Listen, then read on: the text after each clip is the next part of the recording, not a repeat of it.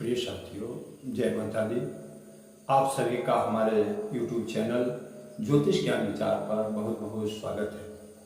मित्रों, आज फिर एक बार हम आप लोगों के सामने क्रिकेट मैच का ज्योतिषीय विश्लेषण करने वाले हैं। आज का विषय है भारत और न्यूजीलैंड के बीच 15 नवंबर को होने वाला सेमीफाइनल मैच।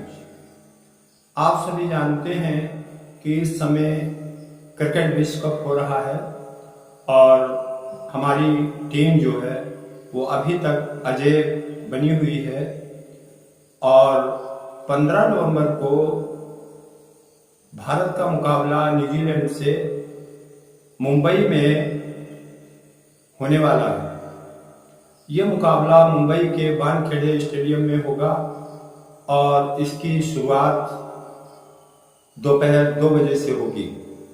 तो मित्रों, हम भारत की नाम कुंडली और न्यूजीलैंड की नाम कुंडली लेकर तथा खेल के प्रारंभ समय का लग्न देखेंगे और ग्रहों का ज्योतिषीय विश्लेषण करके ये जानने की कोशिश करेंगे कि सेमीफाइनल में कौन सी टीम विजयी होने वाली है।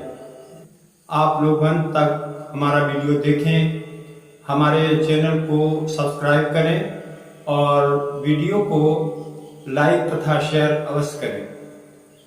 मित्रों, क्रिकेट की भविष्यवाणी करना एक बहुत जटिल कार्य होता है, फिर भी अभी तक माता भक्ति की कृपा से जो भविष्यवाणियां हमारे द्वारा की गई वो सत्य साबित हुई।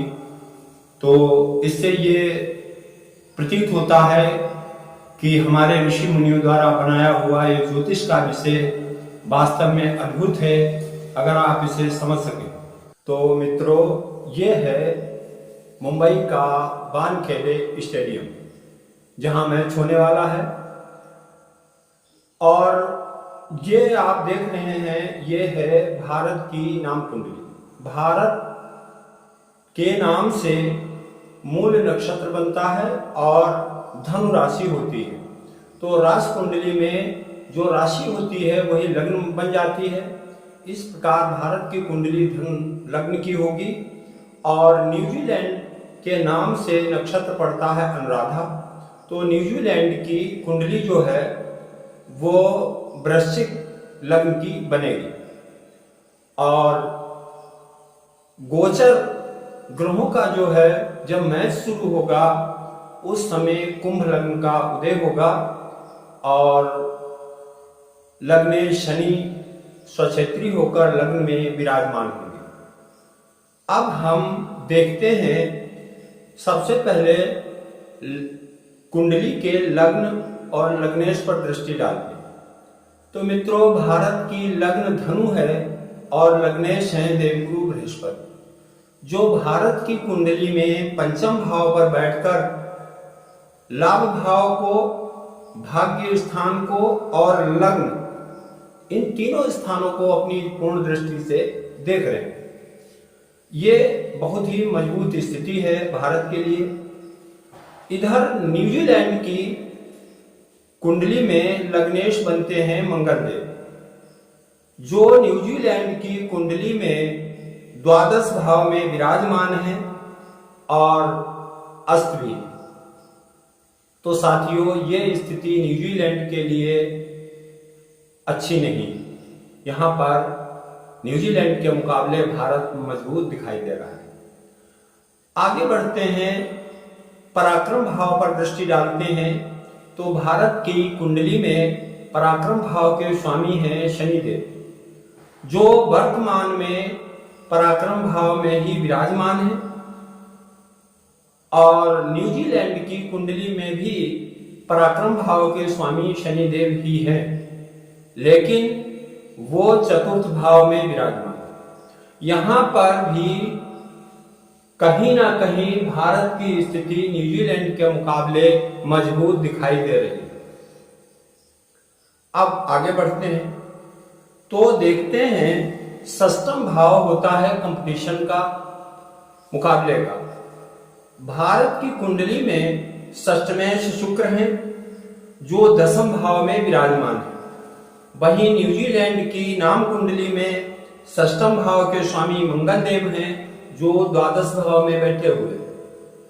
अब यहां पर न्यूजीलैंड की स्थिति थोड़ी बेहतर दिखाई दे रही है, क्योंकि षष्ठमेश मंगल सूर्य के साथ विराजमान है और अपने भाव को यानी षष्ठम भाव को पूर्ण दृष्टि से देख भी रहे हैं। तो यहां पर न्यूजीलैंड भारत के मुकाबले में थोड़ा मजबूत दिखाई दे रहा है। अब आगे बढ़ते हैं तो भाग्य स्थान देखते हैं। भारत की कुंडली में भाग्य भाव के स्वामी सूर्यदेव हैं, जो मैच के समय भारत की कुंडली में लाभ भाव में विराजमान होंगे।